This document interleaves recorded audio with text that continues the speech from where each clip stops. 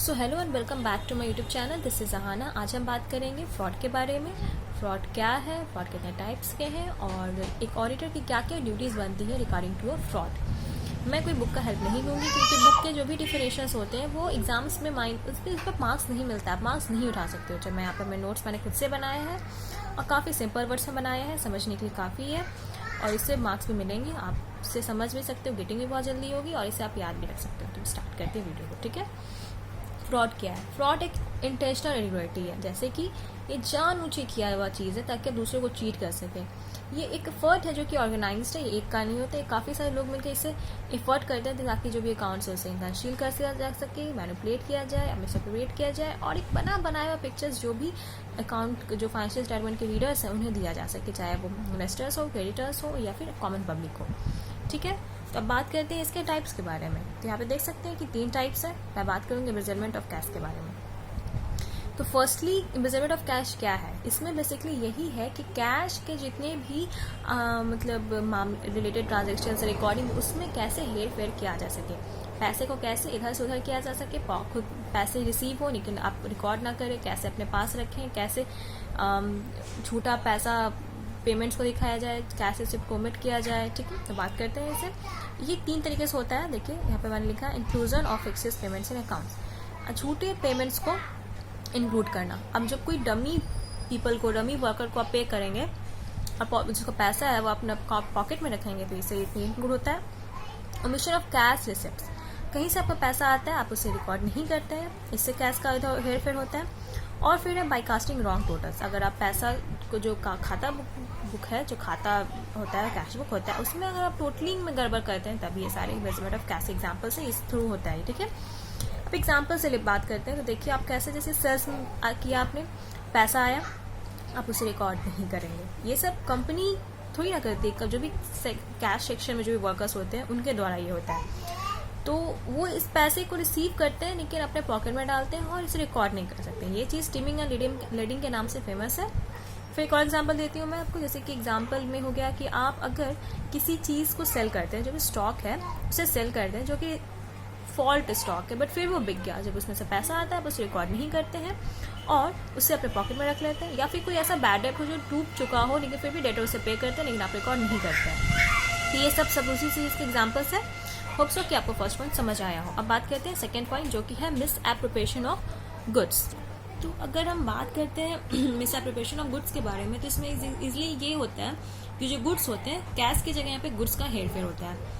ये ज़्यादा business houses में नहीं होते हैं बट फिर भी ये होते हैं, बट काफ़ी कम होते हैं। जैसे कि केस ऑफ मनी में होता है, बहुत ज़्यादा होता है बट ये बहुत कम होते हैं क्योंकि कोई भी सामान को अगर आप इधर से उधर करेंगे तो वो बड़ा बिजनेस हाउसेज में होना चाहिए और सामान छोटा होना चाहिए, क्योंकि आप एक ट्रक को तो गायब नहीं कर सकते हो, कॉमन सी बात है। तो ये काफ़ी कम केसेस ऐसे होते हैं बट फिर भी ये होते हैं। इसका रीज़न होता है या तो फिर एक्चुअल थेफ्ट जो स्टॉप होते हैं, चोर हो गया, ये सब अगर आप ले जाते हैं तो ये एक तरीका हो गया। दूसरा हो गया आपका फिक्शियस नोट्स इशू करना। अगर जो कैश सेक्शन में वर्कर्स है, जो कस्टमर्स है, अगर उन दोनों में काफ़ी मेल है, काफ़ी कांटेक्ट है, अच्छा कांटेक्ट है, तो वो इन दोनों मिलकर इस चीज़ को अंजाम दे सकते हैं। जैसे कि फिक्सियस नोट्स, जो क्रेडिट नोट्स होते हैं, कस्टमर को इशू करना और इसका पैसा है एक दूसरे को मिलकर रख लेना या फिर बांट लेना एक दूसरे में, तो ये हो गया, ठीक है। ये है जो कि बहुत इजीली डिटेक्ट नहीं किया जा सकता है क्योंकि गुड्स की चीज़ है, कैसे कहाँ हो रहा है ये ऑडिटिंग में होता है डिस्कवर, बट बहुत मुश्किल हो जाता है ऑडिटर के लिए, ठीक है। लेकिन ये बात अच्छी बात है कि ये ज़्यादा बिजनेसमैन को तंग नहीं करती है, ज़्यादा केसेस ऐसे नहीं आते हैं। बट अगर इसको आप डिस्कवर करना चाहते हैं तो आप देख सकते हैं कि मैंने यहाँ पे पॉइंट में बना के लिखा है ताकि आप अगर नोट करना चाहो तो पॉज करके नोट भी कर सकते हो। जैसे इसके लिए बहुत एक, अगर इसको बचाना है कि ज़्यादा ना हो तो इसके लिए आप क्या कर सकते हैं कि क्लोज स्क्रूटनी करना होगा। जो भी सेल्समैन के रिपोर्ट्स हैं उसका, कैश बुक हो, कॉन्ट्राफॉल्स हो, रिसिप्ट्स जो हो, बुक्स हो, क्रेडिट नोट्स हो, वॉचर्स हो, जो भी रिलेटेड, आपको उसको बहुत ध्यान में रखना होगा और उन सभी चीज़ों को चेक करना होगा ताकि आपका जो भी इस तरह का फ्रॉड है वो डिस्कवर हो सके, ठीक है। तो अब हम बात करते हैं हमारे लास्ट पॉइंट की, जो कि बहुत कॉमन नहीं है। इसका नाम है मैनिपुलेशन ऑफ अकाउंट्स। ये अकाउंट्स का फॉल्सिफिकेशन है, ये ज़्यादा मतलब कॉमन नहीं है जैसे कि मिस एप्रोप्रिएशन ऑफ कैश और गुड्स का, ठीक है।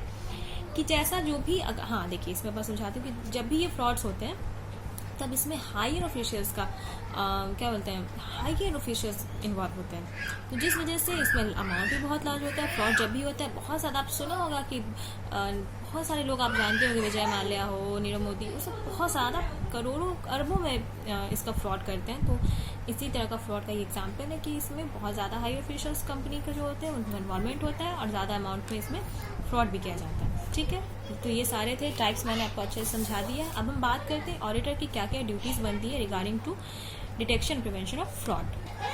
तो डिटेक्शन के बारे में अगर बात करें तो जैसे ड्यूटीज़ होते हैं फ्रॉड के रिकॉर्डिंग ऑडिटर की, तो वो एक डिटेक्शन और प्रिवेंशन वाला मैटर है। आप इसे ज़्यादा नहीं पॉइंट दे सकते हैं, मतलब आप पढ़ाना चाहते हैं तो बढ़ाइए, लेकिन ये इतना इनफ है। देखिए, ऑडिटर को एक कंसिडरेबल केयर और स्किल एक्सरसाइज करना होगा जब भी वो ऑडिटिंग, जब भी अपने क्लाइंट्स, जो भी क्लाइंट्स उनके ये सब चीज़ें बातों का ध्यान रखना होगा। और regular routine checking, regular checking करनी होगी ताकि इस तरह के फ्रॉड से कोई भी करने से पहले 100 बार सोचें, क्योंकि वहाँ पे जो सिस्टम है वो स्ट्रिक्ट होगा, तो ये सब बहुत ईजिली नहीं हो सकता है। फिर बात करते हैं प्रिवेंशन की। अगर आप चाहें तो अपने क्लाइंट को एडवाइस कर सकते हैं। अगर आप पूछते हैं, जैसे ऑडिटर से अगर पूछा जाता है कि वो अपने इस तरह के फ्रॉड्स को होने से रोकने के लिए क्या करें, तो आप एडवाइस कर सकते हैं कि आप ऐसे ऐसे करें। और ऑडिटर अगर बार बार कंपनी में विजिट करता है तो एक जो भी स्टाफ से, जो भी वर्कर्स इन्वायरमेंट में एक डर रहेगा, खौफ रहेगा कि हम ऐसे चीज़ों को अंजाम नहीं दे सकते, तो वह बिल्कुल ये सब चीज़ करने से पहले कई बार सोचेंगे। तो आज की वीडियोज़ में मैंने आपको सब कुछ बताया है, चाहे वो फ्रॉड हो, उसके टाइप्स हो, कैसे कैसे क्या क्या, मैंने सब समझाया है। होप सो आपको ये समझ आए, आपके लिए हेल्पफुल हो। एग्जाम पॉइंट ऑफ व्यू से मैंने जो भी चीज़ मुझे लगता है, मैंने देखा है, मैंने इंटरनेट पे चेक किया, क्वेश्चंस के अकॉर्डिंग वही चीज़ मैंने आपको समझाया। एग्जाम में अगर आप इस चीज़ को समझ जाते हो, अगर आप लिख पाते हो, तो आप बहुत ज़्यादा आपको मार्क्स मिलने की चांसेस हैं। तो मैं न्यू हूँ यूट्यूब पे, मुझे सपोर्ट करिए, मेरे पहले वीडियोज़ को देखिए, सब्सक्राइब करिए और लाइक करिए, कमेंट करिए, मुझे मेरी गलती को बताइए। और इस वीडियो को देखने के लिए शुक्रिया।